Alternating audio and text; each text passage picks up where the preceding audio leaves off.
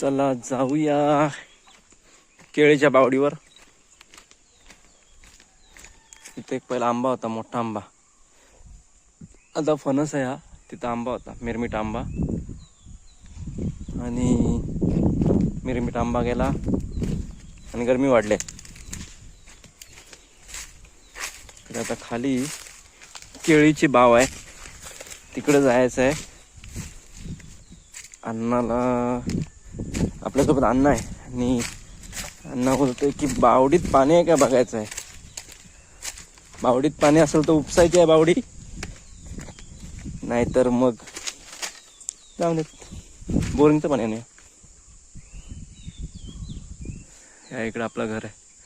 आणि फणस अगदी पिकून चानिया खात आहेत, पण काय माणसा खात नाहीत. हा बघा, हा फणस आहे तो जरा जवळ पिकलेला आहे आणि पिकून नंतर चानिया खात आहेत आता, पण काय माणसा खात नाहीत. तिकडं माणसासनी फणस भेटत नाही. आणि इकडं आमच्याकडे भरपूर फणस आहेत. हे बघा, चला जाऊया तर खाली केळीच्या पावडीवर. ही अशी वाट आहे, जुनी वाट आहे. का म्हणून आता माणसं येत नाहीत म्हणून ही वाटेची परिस्थिती बघा अशी झालेली आहे. इकडं अण्णा इकडे पुढे जाऊन पोहोचलाय. आपण पण जाऊया असते अशी चालत.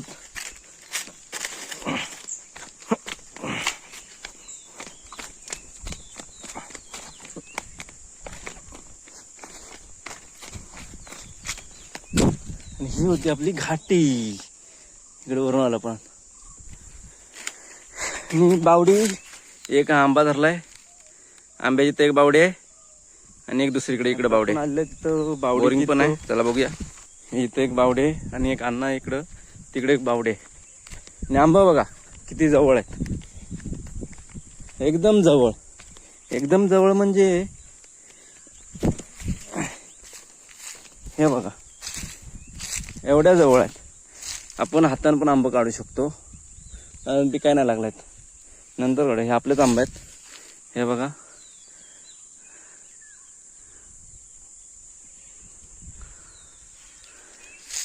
कोकणातल्या माणसांचं खरं श्रीमंत हेच आहे. आंब, फणस, काजू, म्हणजे आमच्या जांभी हव्या तेवढ्या, जांभळा. आणि ही आमची एक बावडे. ही बघा, ही बावडे आता काय नाही, सर्व भरले आहे. घुशीनी बिशीनी माती काढून टाकला नाही. हे बघा, पहिला मी या बावडीत उतरायचा, बॉल खाली गेला की आमच्या इकडे खेळायचो आम्ही. हे बघा, फणस, आंब बाकी भरपूर आहेत. आणि माझ्या हुंबीळ चावलाय. हा बघा, हुंबीळ चावताय बघा कसा.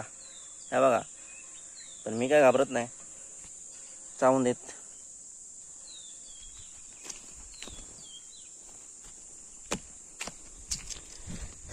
अण्णा चेक करतोय बोरिंगला पाणी वगैरे आहे की नाही व्यवस्थित सर्व. हा, आणि ही दुसरी बावडी आहे. पण बावडीची परिस्थिती बघा काय, माणसं काय अगदी अजिबात लक्ष देत नाही बावडीकडं. बावडी अगदी फुल भरून गेलाय. आणि अण्णा तर सांग काय, ओके ओके पाणी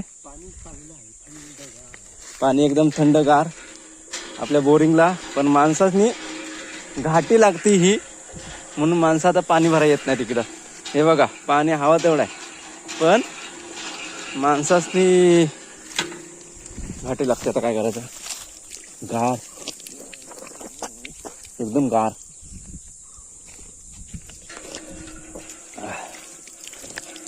काय पाणी माहिती